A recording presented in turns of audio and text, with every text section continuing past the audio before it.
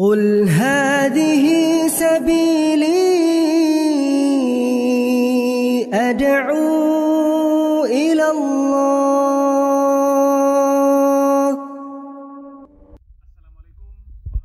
Wabarakatuh. Alhamdulillah, kita ketemu lagi di channel pemberantas kemaksiatan kaum muslimin.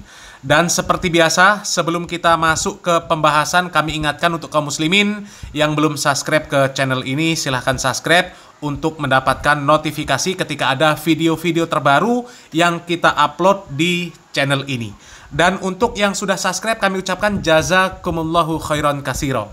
Dan kaum muslimin, para pembenci dakwah yang mulia, dakwah yang mengajak kaum muslimin untuk mengamalkan Al-Quran dan Sunnah sesuai dengan pemahaman para salafus soleh, berusaha dengan segala cara untuk membendung perkembangan dakwah yang hak ini.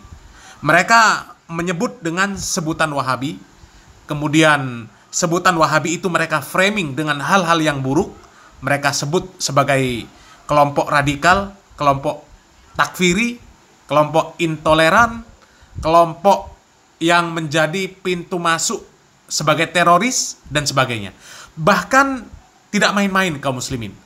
Ada seseorang yang demi merobohkan dakwah sunnah ini, mereka rela membuat tipuan, ya.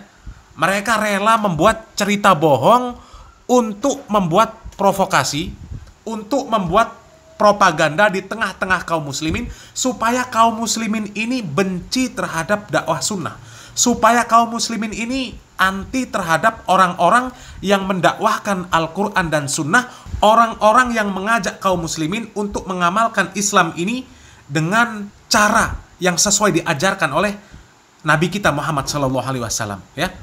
Dan inilah kaum muslimin, salah satu kebohongan yang dilakukan oleh orang-orang yang membenci dakwah sunnah, ya. Coba kita simak videonya. Pertanyaan saya di sini, kira-kira apa tujuan utama daripada mereka Wahabi ke Indonesia, khususnya ke Gorontalo? Itu tujuan utama. Kemudian dalam penyebaran ini membutuhkan dana. Kira-kira dananya ini dari mana saja, Pak? Terima kasih, Pak Ustaz. Kalau target mereka itu, pertama, target mereka itu mereka mencari massa dengan sebanyak-banyaknya. Jadi mereka membuat taklim di mana-mana. Setelah mereka membuat taklim di mana-mana, ya, mereka sudah mulai banyak massa. Bahkan mereka kadang di kepolisian juga ada, ya, ada namanya PCS, Polri Cinta Sunnah, ya, itu organisasi mereka, Polri Cinta Sunnah. Itu di situ ada orang-orang mereka dan ustadz-ustadz mereka di apa namanya, pembinanya di dalam, ya, PCS, ya. Dan setelah itu target mereka masuk ke organisasi-organisasi resmi supaya dianggap legal, ya, seperti MUI, ya. Mereka mulai masuk di situ. Nah, setelah itu baru kemudian di samping itu mereka dapat gaji dari dari luar negeri. Mereka dapat gaji kurang lebih 20 juta satu bulan, ya, 20 juta satu bulan, iya, per orang, per dai-nya mereka, iya. Jadi ada per provinsi, satu provinsi itu satu orang, ya, satu orang dapat gaji, dan itu mereka dievaluasi, ya. Dan kalau di NU, yang dari Timur Tengah itu cuman organisasinya namanya Robitoh, ya, itu NU punya, ya, itu muassasah. Tapi kalau mereka selain dari Robitoh, jadi selain dari Robitoh ada beberapa yayasan itu yang mendanai mereka. Jadi jangan heran ada TV-TV mereka tanpa iklan semakin hari semakin besar, ya.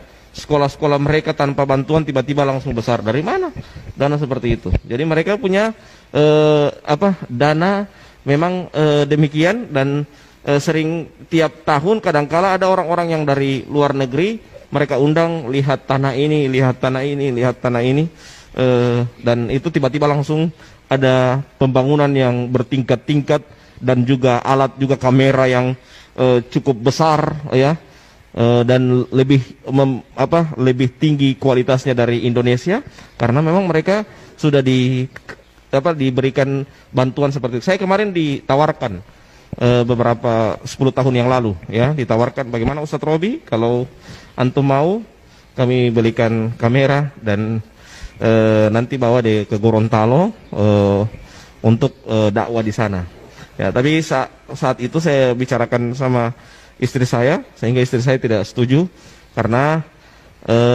sudah ada sudah tercium bahwa itu adalah doktrin, termasuk doktrin untuk mengajak saya untuk agar jangan terlepas dari mereka ya, jangan terlepas dari mereka. Dan alhamdulillah setelah itu saya setelah itu saya dengan bertambahnya tahun saya masuk ke grup Bahsul Masail NU. Di situ mulai cakrawala saya mulai terbuka ya. Di samping itu juga saya ketemu dengan orang-orang Gorontalo, termasuk Habib Salim ya, diskusi ya, termasuk juga ada teman saya yang di Jawa yang pernah juga duet sama Habib Salim, namanya Ustadz Zulfikar Harun ya.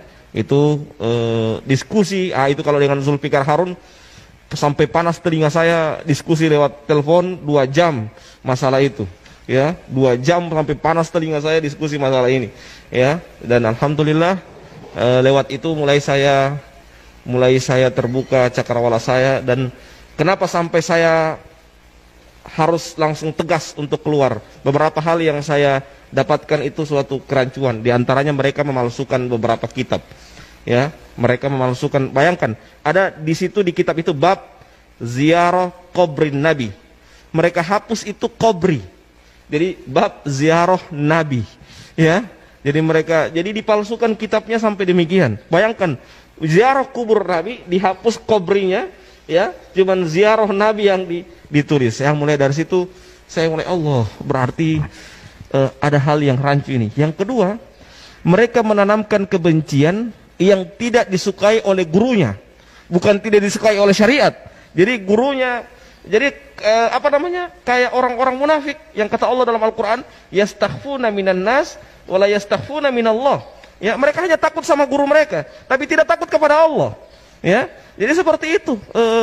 Harusnya kan kalau dalam Islam itu apa yang dilarang oleh Allah itu yang kita takut. Jangan malah justru takut kepada manusia dalam artian hanya takut sama guru mereka. Jadi siapa, misalnya saya sebagai guru, saya marah sama si A, semua murid-muridnya harus marah sama si A. Seperti ini misalnya Habib Salim, dulu saya anggap misalnya didoktrin ke saya bahwa Habib itu ahlul bid'ah, dedengkot ahlul bid'ah. Saya harus benci sama Habib Salim. Kalau tidak benci, berarti saya juga dikhawatirkan kena syubhat dari Habib Salim dan jadi ahlul bid'ah juga. Jadi ditanamkan kebencian seperti itu kepada murid-muridnya agar membenci apa yang dibenci oleh gurunya. Ini sangat berbahaya sekali pemahaman-pemahaman seperti ini. Nah, orang ini benar-benar pendusta kaum muslimin ya.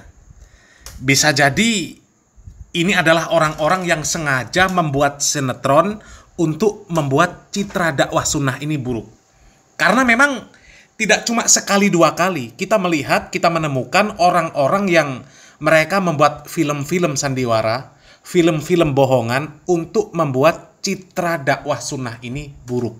Karena mereka tidak bisa membantah dakwah sunnah ini dengan ilmu, nggak bisa membendung dakwah sunnah ini, sehingga mereka membuat cara-cara seperti itu, membuat fitnah-fitnah yang recehan seperti itu. Coba kaum muslimin ya, dari mana ya beritanya, dari mana sumbernya ada dai yang disebut salafi ya, yang sebulan digaji 20 juta. Ya, kalau begitu kaya-kaya semua dai salafi. Ya. Kalau masalah ada donatur, ya donatur dari luar negeri, dari Timur Tengah, itu hal biasa, ya. Kalau masalah ada donatur dari Timur Tengah, ya itu hal biasa, ya. Donasi itu dari manapun bisa, ya, dari manapun bisa datang. Tinggal bagaimana pengurus yayasan, pengurus lembaga pendidikan tersebut mencari sumber-sumber donasi yang seluas-luasnya. Dan itu juga dilakukan oleh semua pesantren. Ya, bahkan bukan cuma pesantren, panti asuhan juga seperti itu. Jadi itu hal biasa lah ya. Hal biasa kalau pengurus yayasan, pengurus pondok pesantren atau panti sosial kemudian mencari donasi, itu hal biasa. Bahkan mereka memasang kotak-kotak infak di berbagai tempat-tempat umum, itu hal yang biasa, bukan hal yang aneh. Kalau pengurus yayasan, pondok pesantren atau panti asuhan, insya Allah paham dengan masalah yang seperti ini ya. Mencari donasi untuk operasional, untuk perkembangan sebuah lembaga pendidikan atau lembaga yang bergerak di bidang sosial atau semi sosial, itu hal biasa ya. Dan masalah dari mana, kemudian siapa donatur, itu ya biasanya memang ada kecondongan ya. Contoh, donatur yang condong ke Muhammadiyah, ya dia akan berdonasi untuk lembaga-lembaga yang dinaungi oleh Muhammadiyah ya. Nggak mungkin mau membantu NU, Jamaah Tabligh, LDII, Al-Irsyad dan sebagainya. Begitu juga sebaliknya. Kalaupun mau ya itu bukan prioritas mereka gitu loh ya. Jangan tidak saja, bukan prioritas. Dan alhamdulillah banyak orang-orang yang loyal, yang condong kepada dakwah yang disebut sebagai Salafi atau Wahabi ini. Sehingga tidak sedikit orang-orang yang mereka ini mau menyisihkan harta mereka dengan jumlah yang tidak sedikit untuk mendukung perkembangan dakwah sunnah ini.